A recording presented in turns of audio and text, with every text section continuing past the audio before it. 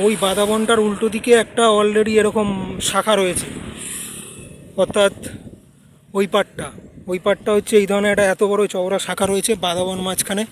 আবার এইখানে পাটটা, জোয়ারটা এখন কমে গেছে, কিছুক্ষণ বাদে বোধহয় ভাটা হালকা হালকা স্টার্টিংও হয়ে গেছে। হাওয়াটা সাউথে বলে বোঝা যাচ্ছে না। আর এইগুলো প্রপারলি সব খাড়ি এলাকা।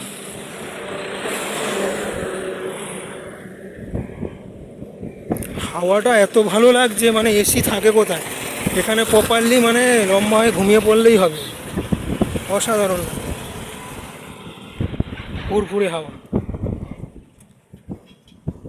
গোটা এলাকাটা দেখো, সুন্দরবন এলাকাটা, সুন্দরবনের জাস্ট জোনটা এই এলাকা দিয়ে স্টার্ট হলো। এবার যত ভেতরে যাবে এটা গেট বলতে পারো, অর্থাৎ ক্যানিং থেকে বাসন্তী হাইওয়ের দিকে বা ঝাড়খালি দিকে যাওয়ার যে রাস্তাটা, অর্থাৎ মাতলা ব্রিজ বা মাতলা সেতু, ঝাউখালি সেতু, যাই বলো না কেন, মৌখালি সেতু বলে অনেকে।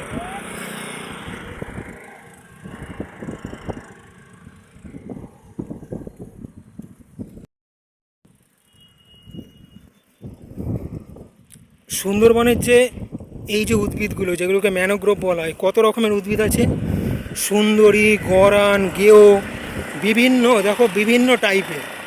আর কি অসাধারণ, এদের কিন্তু লক্ষ লক্ষ হাজার হাজার শেকড় থাকে। যে গাছটা হয়, নিশ্চয়ই যারা একটু রিসার্চ মানে একটু খোঁজ খবর রাখো, কিভাবে একটা শেকড়ের ওপর আর একটা শেকড় দাঁকড়ি থাকে, অথবা গাছের যে ফলগুলো হয় সেই ফলগুলো ফল থাকা অবস্থায় কিন্তু গাছের শেকড়টা তলায় নামে। যেহেতু জলে ভরে যাচ্ছে, ফল যদি তলায় নামে, ও তলায় পড়ে, ও তো ফল ভেসে চলে যাবে, তাহলে গাছগুলো কি করে হচ্ছে? যখন গাছে ফলগুলো থাকছে ওই অবস্থাতেই গাছগুলো জন্মাচ্ছে, জন্মে শিকড়টা এখানে গিয়ে এন্ট্রি নিচ্ছে। এই হচ্ছে এর প্রসেস। এইভাবে কিন্তু ম্যানোগ্রোভের গাছগুলো তৈরি হয়ে থাকে।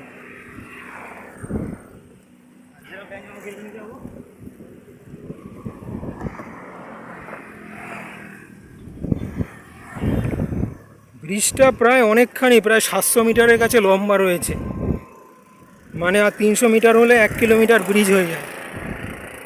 অনেক লম্বা ব্রিজ। দেখো আমি প্রপারলি একদম ওই মাথা থেকে এসছি, আমি ব্রিজের ওপারে ছিলাম, ওখানে নেমেছি, ওইখান থেকে হেঁটে হেঁটে আমি ব্রিজটা ক্রস করলাম। জাস্ট ছবিটা তুলবো দেখবো বলে চারপাশে এলাকাটাই আমি ওপারটায় নামলাম। অনেক দিন বাদে আমি ক্যানিং আর বাসন্তী এই সাইডের এলাকাটায় এসেছি। দারুণ জায়গা, জল আর জল, জল, জঙ্গল, আর ভেতরে গেলে বাঘ।